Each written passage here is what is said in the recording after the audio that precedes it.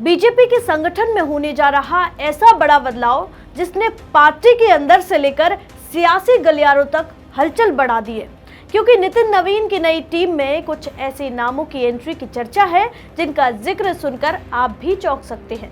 किसी की वापसी की तैयारी है तो किसी नए चेहरे को मिल सकती है बड़ी जिम्मेदारी।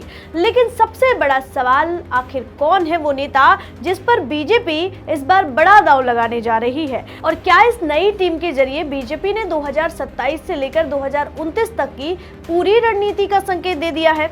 देखिए हमारी खास रिपोर्ट। नमस्कार, मैं हूं आराधना नामदेव, आप देख रहे हैं वीके न्यूज।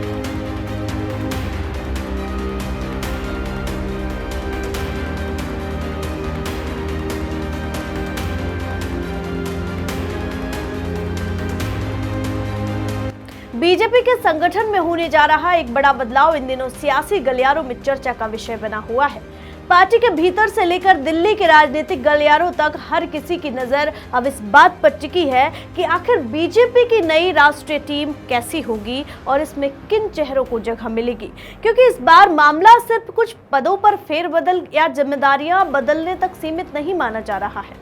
बीजेपी की नई टीम को आने वाले चुनावी दौर की तैयारियों से जोड़कर देखा जा रहा है। ऐसे में संगठन में होने वाला हर बदलाव अपने आप में एक बड़ा राजनीतिक संदेश दे सकता है। बीजेपी की कमान संभालने के बाद राष्ट्रीय अध्यक्ष नितिन नवीन अब अपनी पहली बड़ी संगठनात्मक टीम तैयार करने जा रहे हैं। माना जा रहा है कि इस नई टीम में नितिन नवीन अपनी राजनीतिक और संगठनात्मक सोच की स्पष्ट छाप छोड़ना चाहते हैं। सूत्रों के मुताबिक इस बार पार्टी संगठन में अनुभव और युवा जोश का संतुलन दिखाई दे सकता है। यानी एक तरफ ऐसे अनुभवी नेताओं को जिम्मेदारी दी जा सकती है जिनका संगठन और सरकार दोनों में लंबा अनुभव रहा है, तो दूसरी तरफ नई पीढ़ी के नेताओं को भी राष्ट्रीय स्तर पर आगे बढ़ाने की तैयारी है, क्योंकि बीजेपी की संभावित नई टीम में कुछ ऐसे नामों की चर्चा है जिनकी एंट्री या वापसी ने राजनीतिक चर्चाओं को तेज कर दिया है। सबसे पहले बात उन चेहरों की जिनकी बीजेपी के राष्ट्रीय संगठन में दोबारा महत्वपूर्ण भूमिका में आने की चर्चा है। स्मृति ईरानी और अनुराग ठाकुर के नाम इस पूरी कवायद में सबसे ज्यादा चर्चा में बताए जा रहे हैं। स्मृति ईरानी बीजेपी का एक बड़ा और जाना माना चेहरा रही हैं।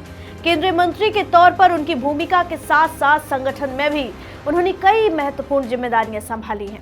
तो वहीं अनुराग ठाकुर भी लंबे समय तक केंद्र सरकार में मंत्री रहे हैं और बीजेपी के युवा और आक्रामक चेहरों में उनकी गिनती होती रही है। ऐसे में अगर दोनों नेताओं को नई राष्ट्रीय टीम में अहम जिम्मेदारी मिलती है तो इसे संगठन में अनुभव और राजनीतिक पहचान वाले चेहरों की वापसी के तौर पर देखा जा सकता है। लेकिन कहानी सिर्फ यहीं तक सीमित नहीं है। नई टीम में दूसरे दलों से बीजेपी में आए नेताओं को भी महत्वपूर्ण जिम्मेदारी दिए जाने की चर्चा है। इसी कड़ी में राघव चड्ढा का नाम भी राजनीतिक चर्चाओं में सामने आ रहा है।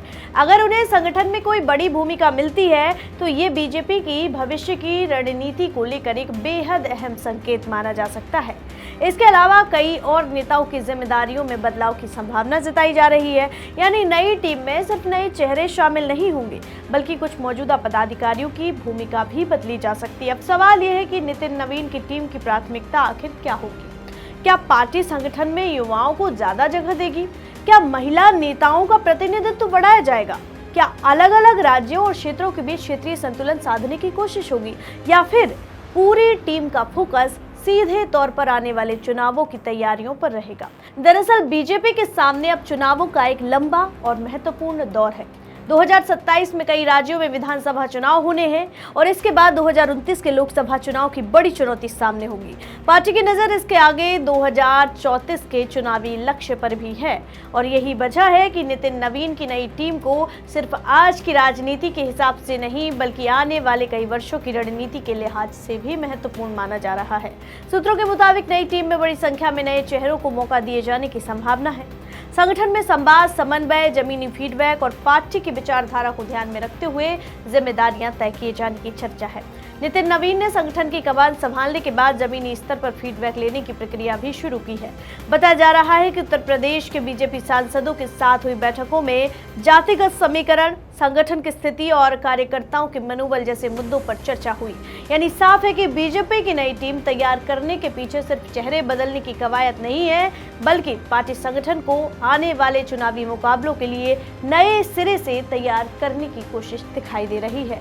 अब देखना बेहद दिलचस्प होगा कि आखिर किस नेता को कौन सी जिम्मेदारी मिलती है, किसकी भूमिका बदलती है और किन नए चेहरों को राष्ट्रीय संगठन में जगह मिलती है।